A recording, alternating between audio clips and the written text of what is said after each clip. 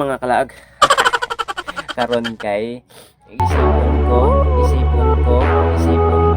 pero walay plema Pero matagal na yun. para mo gawas ni taon tagalang. So akong nahuna-hunaan kilaw ta. Nadili ko na yata yun. Dami pud ikilaw rong magkilaw ta para magawas ang sipon. So mauni ato ang kilawon. Pinobrera. Simple ra kayo. Pero lami. So atong unahon og hiwa kani isda. Isda mo yan.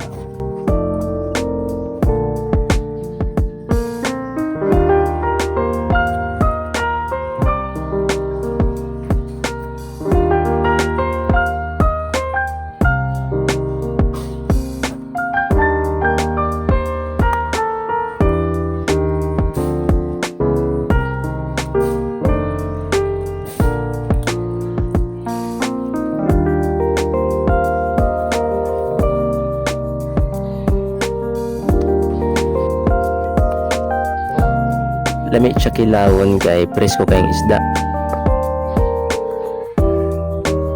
So sa sunod atong hiwaon ng isda o ginagmay.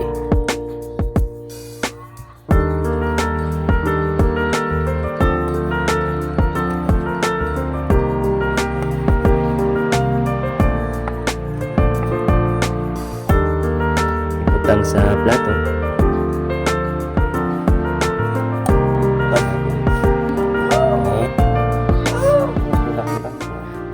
So, pagkatapos siyang hiwain ng maliliit, lagyan siya ng asin. Ayan. Timplahan siya ng asin. Tapos, lagyan siya ng suka. Itong gamit ko, sukang ng tuba.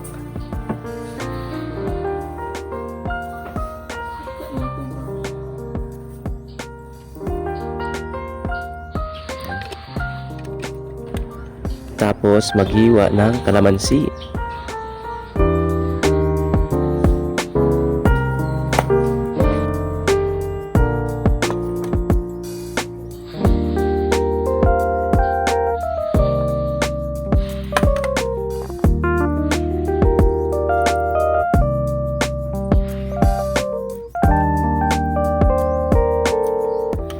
Tapos maghiwa tayo ng luya. Hiwain natin ng maliliit.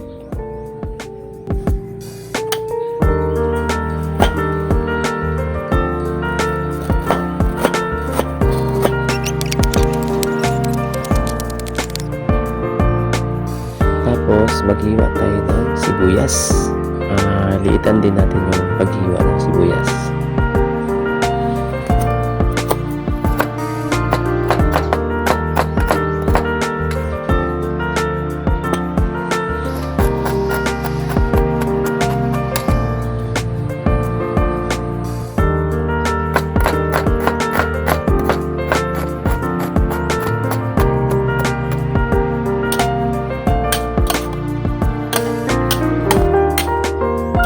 Sunod natin, maghiwa tayo ng kamatis.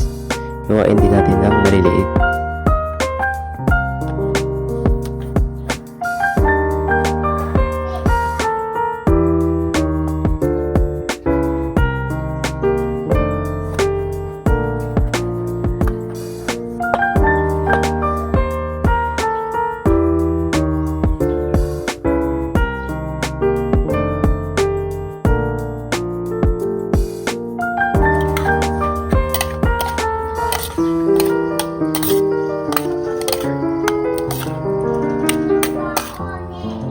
Tapos maghiwa tayo ng sili.